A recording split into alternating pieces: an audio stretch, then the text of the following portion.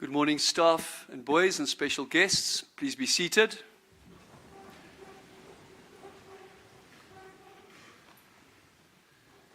It gives me great pleasure this morning to welcome Justice Edward Cameron, class of 1970, onto the stage with me.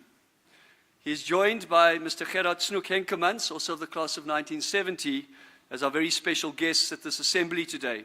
And I will speak more about, particularly, Justice Cameron later on in the assembly. Very importantly, I'd also like to welcome the class of 2003. The class of 2003, over the course of this weekend, celebrate their 20-year reunion. And as part of those celebrations, while this is not an old boys assembly, they are invited to attend the assembly. This morning we have, as far as I'm aware, 88 old boys from the class of 2003 who are at the assembly with us. And I can tell you that is the largest number of old boys we've ever had attending an assembly. And I think it's great testimony to you, and I think it speaks volumes about the nature of boy we have here today and the kind of weekend that you're going to have. So to Douglas Saxby, the head prefect from 2003, Gavin Kite, the deputy head prefect, to all of you and the other old boys here. And we've got old boys who've joined us from the United States, the United Kingdom, New Zealand, Australia. We've got old boys who've come up from the Cape, from KwaZulu-Natal, as well as old boys who are joining us via the live stream from all four corners of the world. Together with that live stream are other members of the class of 1970 as part of the assembly, which I'll be speaking about a little bit later on. A very warm welcome to all our guests. It's wonderful to have you here.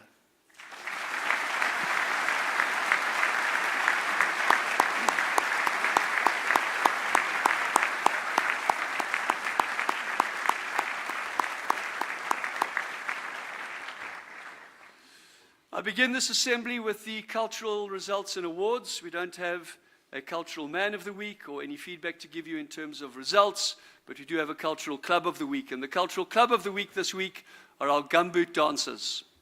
As mentioned in assembly on Tuesday, our gumboot dancers participated in the Talent Africa competition held on the 24th of June in Centurion and won the highest honor of a Gold Plus.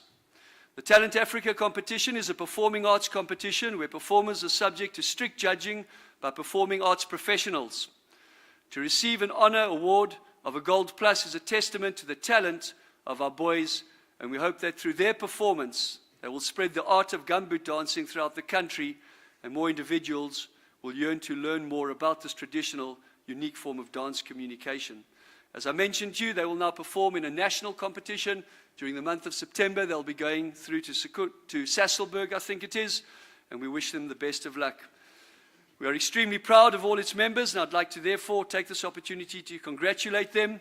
I call on Sean Buerter, the chairman, to receive the trophy on behalf of our gumboot dancers. Well done, boys.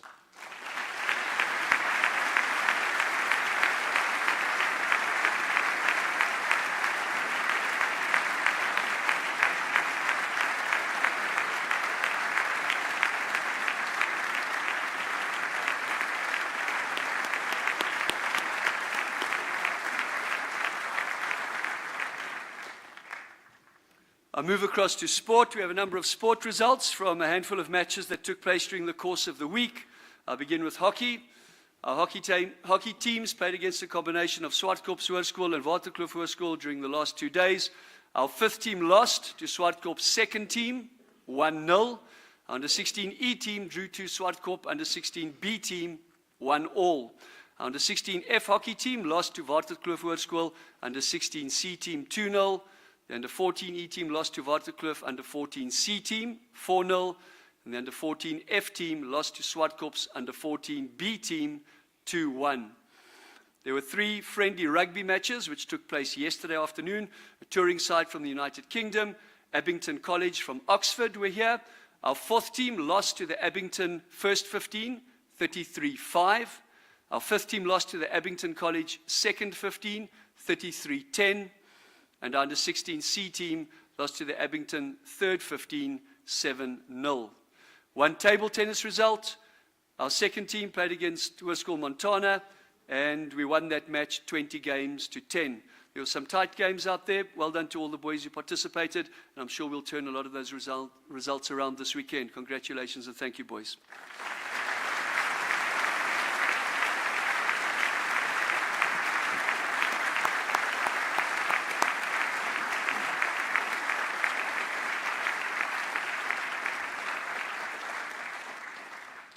I've just mentioned this weekend, and this weekend is a big fixture for the school. We play against our traditional rivals, King Edward High School from Johannesburg, and it's the first of the 3 winter sports fixtures that will take place this term. For the information of the old boys, we'll be playing against King Edward's this weekend. Next week, we do an exchange down to Maritzburg College, and on the 5th of August will be the last winter sports fixture where we play against Afrikaans Hoërseun School across the railway line. It is an away fixture. So all the matches this weekend are against King Edward High School.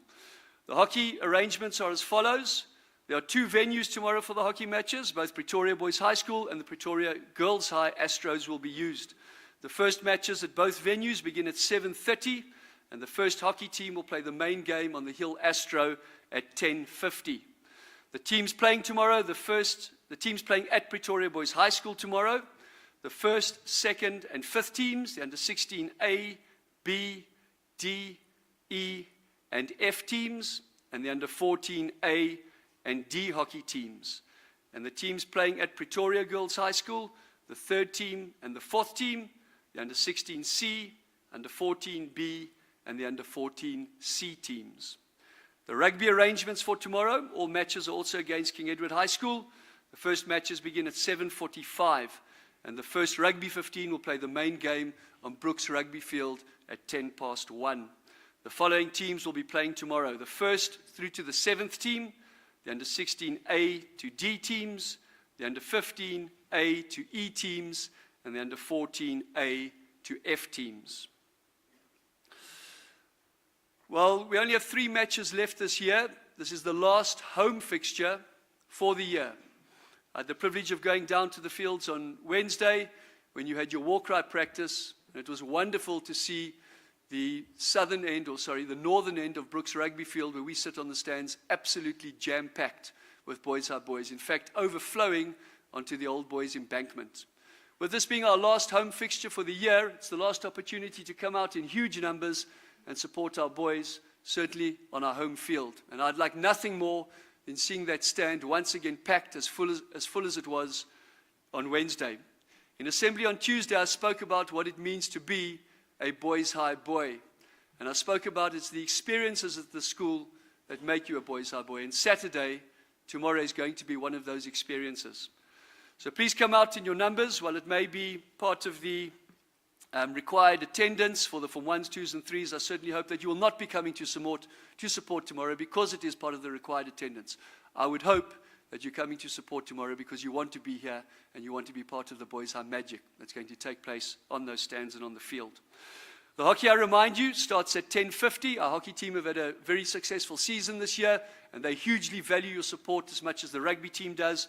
So if you're available at 10:50, please be here to support the hockey. And I remind you that the first 15 match will take place at 1:10. I remind you as well that we support in our formal uniform. And it's not an option that do I bring my formal uniform and choose to change into it or not. It is a requirement which was made by the prefects coming from the matrics, and Daniel has expressed that to you. So you arrive in your full school tracksuit. We know the weather is going to be cold. You arrive in your full school tracksuit with your PT kit if necessary. And after your match, you freshen up, you change into your formals, and we have 1,500 boys tomorrow on the stands supporting, whether it be the hockey or the rugby. We look forward to seeing you all out there tomorrow. As we start to wrap up the sports season, I remind you of our Sport for Lives campaign.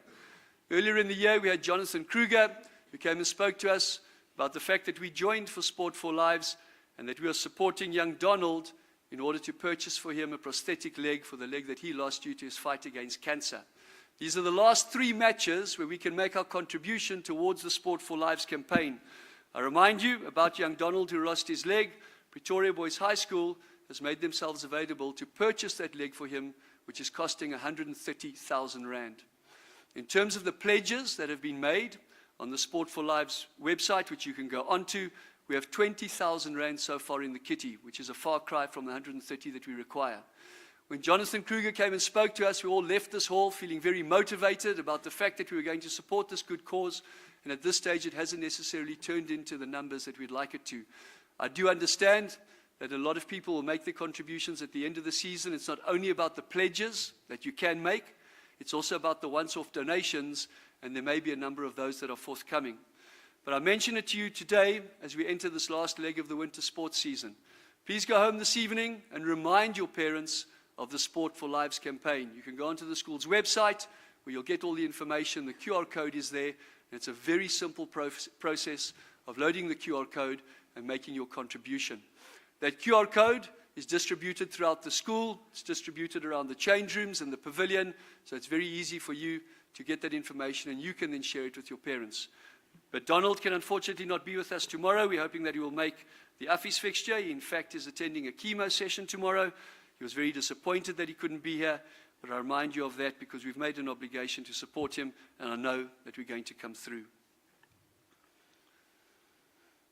As you'll be aware, 2020 was a very interesting year for all of us. The class of 1970, of which Justice Edwin Cameron is part of, was no different, in that they were not able to hold their 50-year reunion during the course of that year. What ended up happening through the efforts of Mr. Gerard Snoek-Henkemans, who was one of our guests in the assembly, and 2 or 3 of his compatriots from that year, instead of having the reunion, they contacted all the old boys from their class of 1970 and asked them to submit stories to them of their lives, what they'd done subsequent to school, their families, where they were living, where they were working, and to link that to their experiences at school. How school prepared them for the life beyond school, and the fact that it had an impact which continues to influence them today. Through that initial communication, I have with me in my hand on the stage this morning a book which was produced by the class of 1970 in order to replace their reunion. Because they couldn't get together at a function such as the one that the class of 2003 will be having tomorrow night, they then distributed this book to each of the old boy members. There are in excess of 100 stories of old boys from the class of 1970 in this book entitled 50 Years On, Pretoria Boys High School Class of 1970, Our Stories. Today it gives me great pleasure to have Justice Edward Cameron on the stage with me this morning to hand over this book to the school. What the class of 1970 have done, not only have they produced the book, but they've produced an additional 100 copies of the book, which were delivered this morning, which for the time being will go into our library, and then will filter their way into the various classrooms. And the idea behind that is to have access, for you to have access to that book in the library, and to go and read about the stories of the class of 1970. With the extra books, we'll look to put those into the classroom where we can use them, specifically in the English department. And when we're doing comprehensions or any other English exercises which require stories, we can use these books. And not only will you be improving your English skills, but you'll also be finding something out about Pretoria Boys High School. I'm going to hand over to Mr. Edward Cameron to address you, but before I do that, I would like to introduce him. Justice Edward Cameron served as a judge for 25 years. The last 11 in South Africa's highest court, the Constitutional Court. He was educated at Pretoria Boys High School, Stellenbosch University, and as a Rhodes Scholar at Oxford University. As a human rights lawyer during apartheid, he fought for activists charged with treason, for conscientious and religious objectors, and for communities unjustly removed from their land. He championed LGBTI equality and helped secure the historic inclusion of sexual orientation in South Africa's constitution. He fiercely criticized President Mbeki's AIDS denialist policies and fought for access to life-saving medications for all. His prize-winning memoirs, Witness to AIDS, published in 2005, as well as Justice, a personal account, published in 2014, have been published in the United Kingdom, the United States, and have been translated into German, Italian, Korean, and Chinese. He's involved in many charitable and public causes and has received many honors, including South Africa's highest civilian award, a Gold Order of the Baobab. After he retired as a judge, he was elected Chancellor of Stellenbosch University, and President Ramaphosa recently appointed him as the Judicial Inspector of Correctional Services. Justice Cameron, it's an absolute pleasure to have you at this assembly with us, and I ask you to address the school.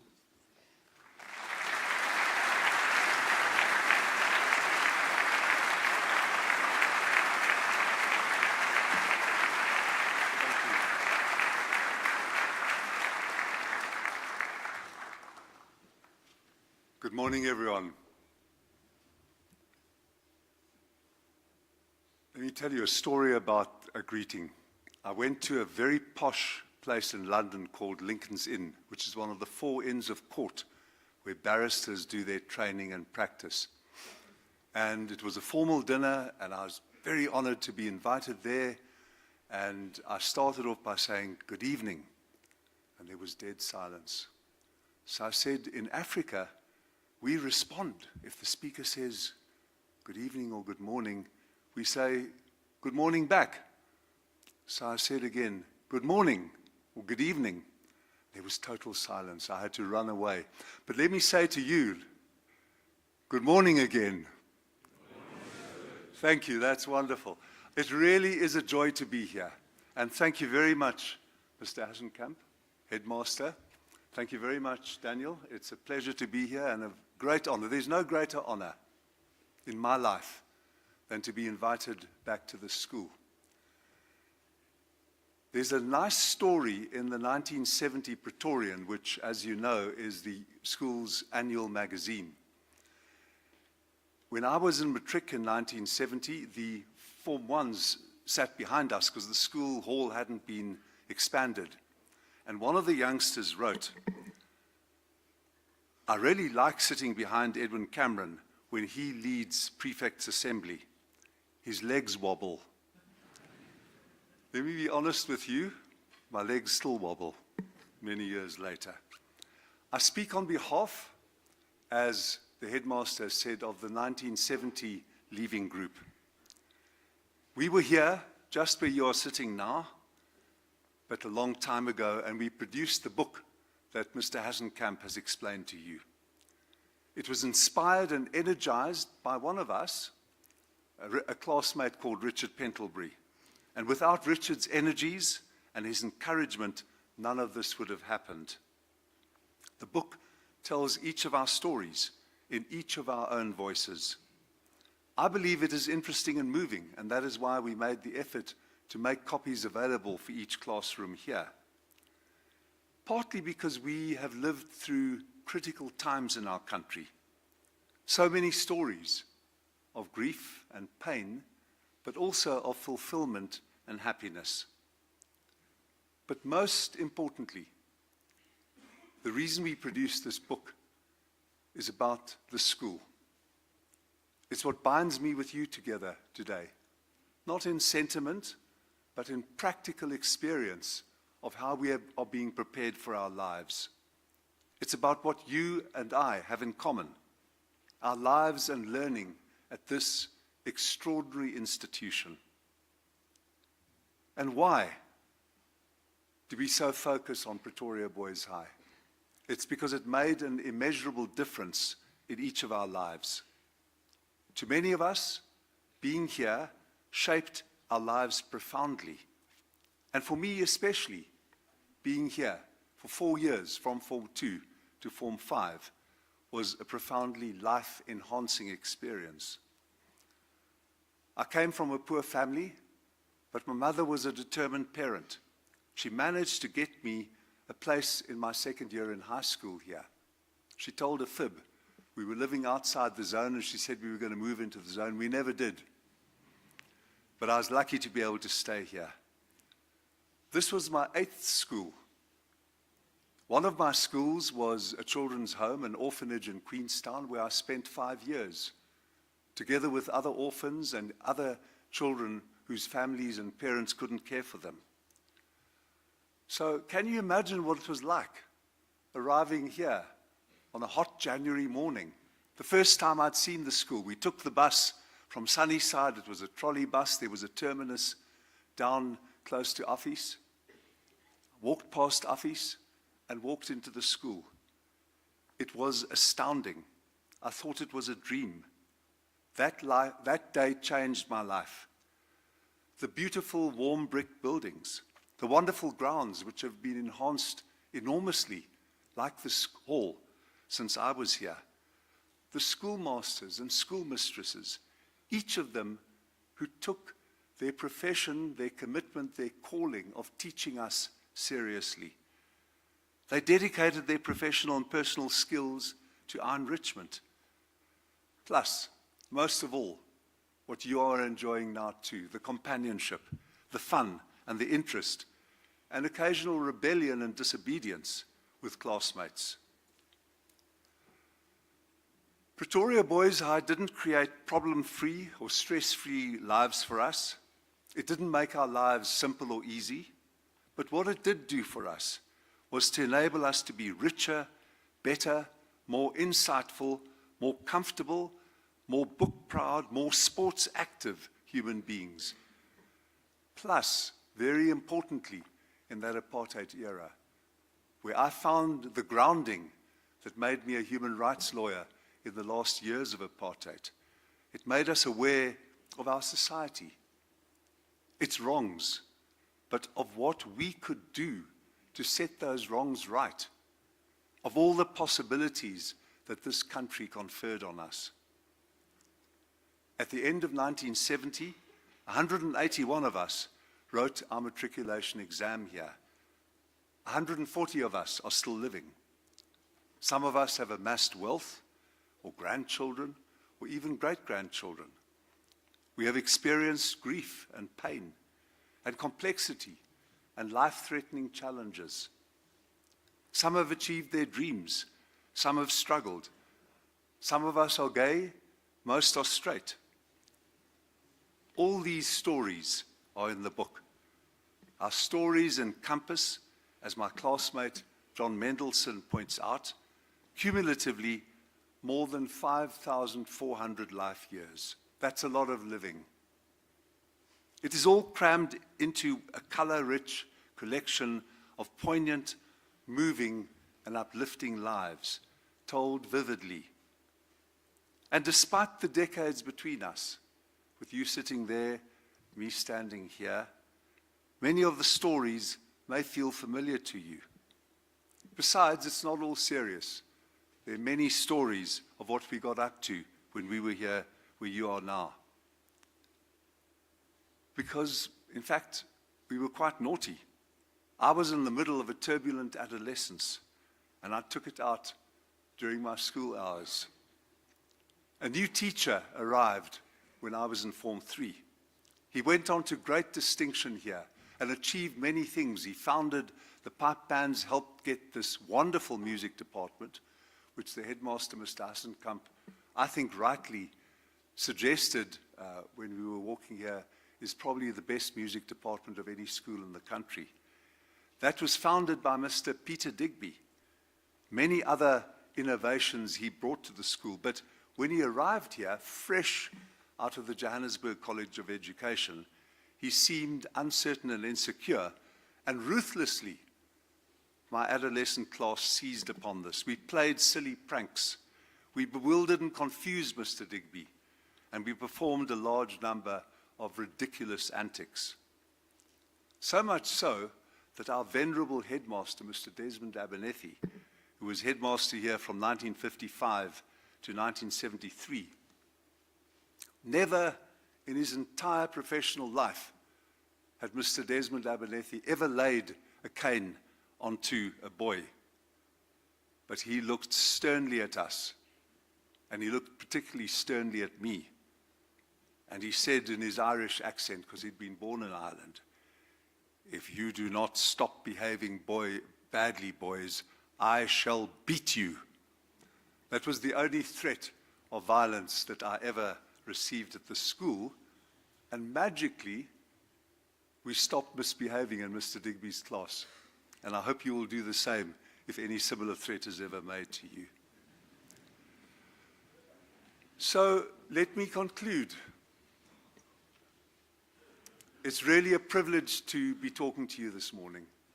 It's a privilege that links my life and our lives, and Gerard Soek-Henkelmans' life there, and all the boys who are listening, boys on the live stream, and who will listen to the recording which we're making of this. It links our lives. And what links them is the privilege of the richness and the resources that we derived here. In our time, the school was all white. It is a joyful sight to see how diverse and inclusive the student body is here today. The school has launched an appeal for 50 million rand. It's a target bursary fund. 68 boys right now receive bursaries. We want to double that number to 150.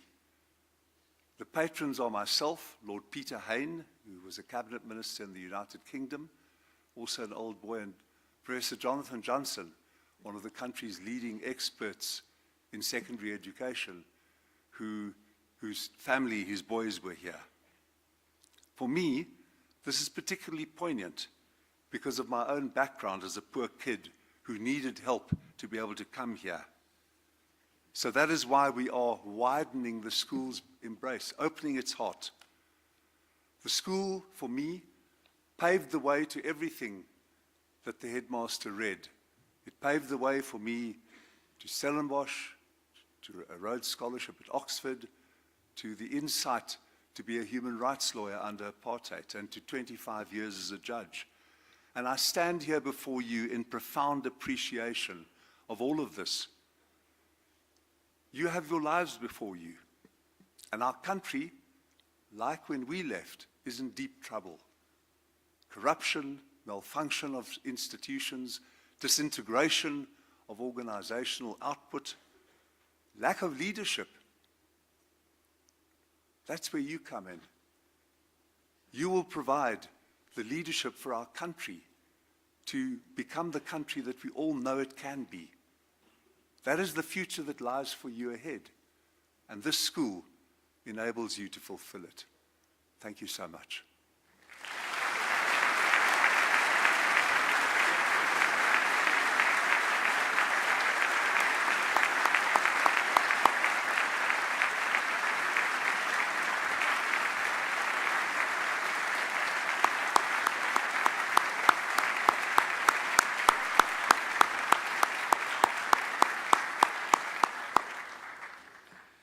Thank you very much, Justice Cameron, and thank you for those thought-provoking words. At the end of this assembly, when you exit the hall through the 8 various exits, the prefects will have a pamphlet with them, and that pamphlet speaks to the book that we've spoken about this morning. It will give you a brief explanation of the book, and it's hoped that that will create an interest in you to go up to the library, to look for the book, to read stories from the book, and to actually take an interest in it during the course of this year or over the next 3, 4, or 5 years that you may be here. So please take that pamphlet home with you.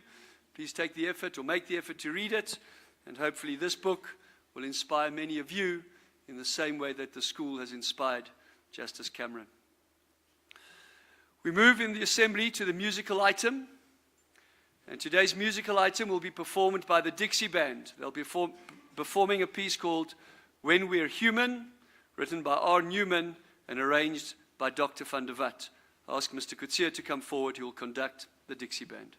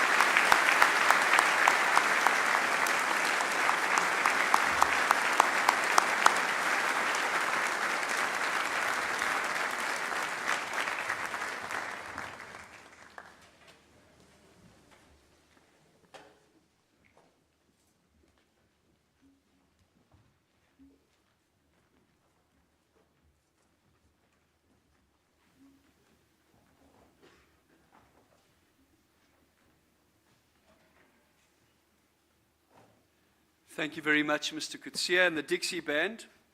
Now, if you want to see some more of that, and I think we'll all agree that, as per normal, that performance is outstanding.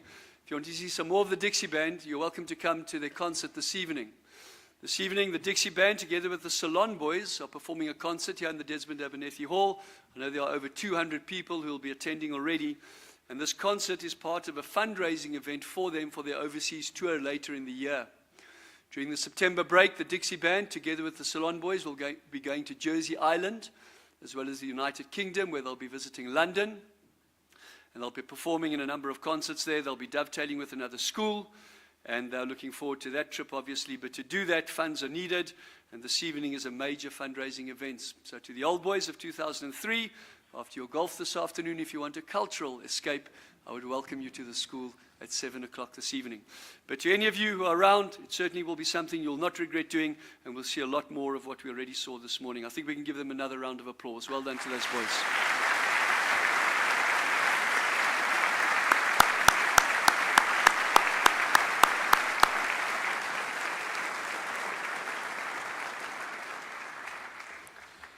We move across to the devotional side of our assembly, and we'll begin with the singing of our hymn. And our hymn today is hymn number 6. It's one of your favorites as boys. It would be a new hymn to the class of 2003. It was not in the hymn book in 2003, but I can assure you it is one of the favorites of our boys. This is our first Friday assembly for the term. It's a very special assembly with the class of 1970 and 2003 being represented. I know that they will add towards that. So let's sing this hymn as if we mean it. Hymn number 6, I vow to thee my country.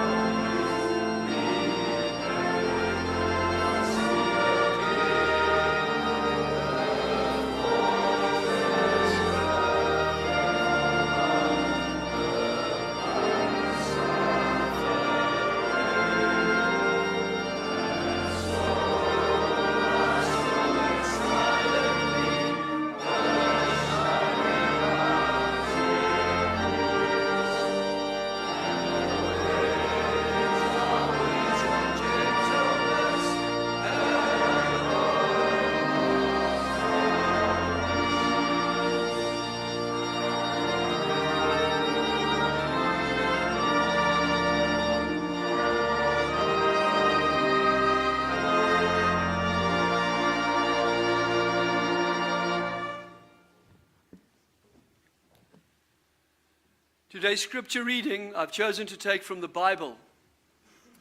Considering the many blessings all of us have to be thankful for in having the privilege of attending or having attended this wonderful school which have been laid bare this morning, it simply has to do, or the Bible reading simply has to do with giving thanks. I read from Psalm 100, verses 4 to 8. Enter his gates with thanksgiving and his courts with praise. And give thanks to him and praise his name. for the Lord is good, and his love endures forever. His faithfulness continues through all generations. Praise the Lord. Give thanks to the Lord, for he is good, and his love endures forever. Let us pray.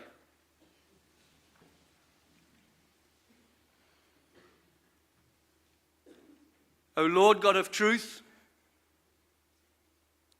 whom to know is everlasting life, and to serve his perfect freedom, grant that we may draw near to thee in thought, word, and deed. Inspire us with the love of thy creatures and thy laws, that in all humility and teachableness, with patience and understanding, by honest and earnest labor, we may seek after knowledge as a blessing that cometh from thee. Whether it be our part to teach or learn, to rule or obey, make us feel thy presence in our several duties, filling us with reverence for the beauty and wonder of thy universe, and pouring on us a spirit of justice, gentleness, and mutual goodwill. Thus, by thy grace, may we so use this house of learning that we may prepare our powers of body, mind, and spirit to advance the good of man and the glory of God.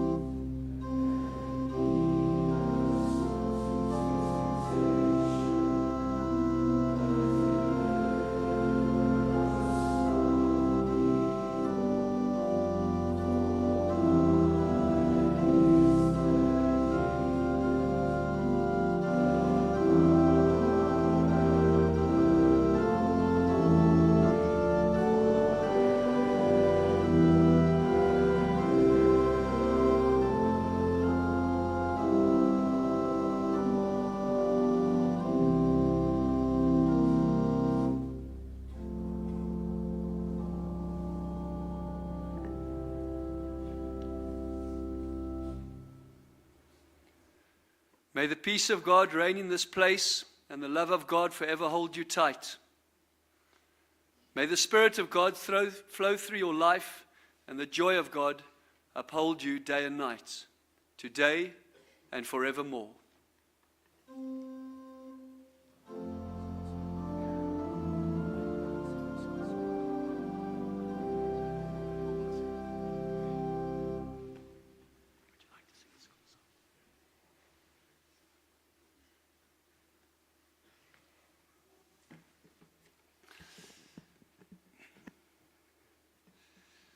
We don't normally at our normal Friday assembly sing the school song.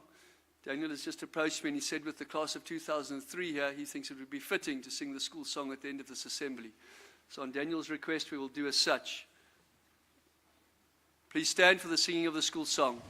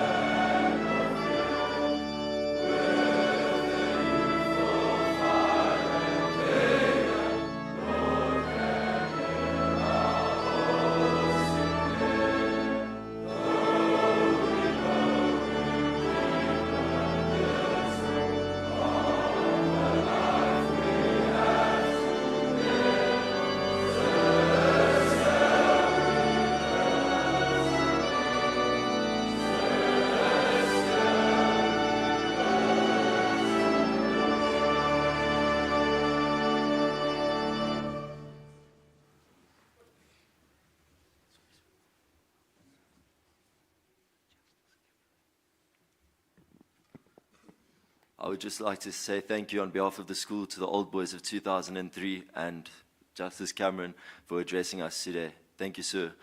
Sirs, it was a massive privilege. Please remain standing while our staff and guests leave.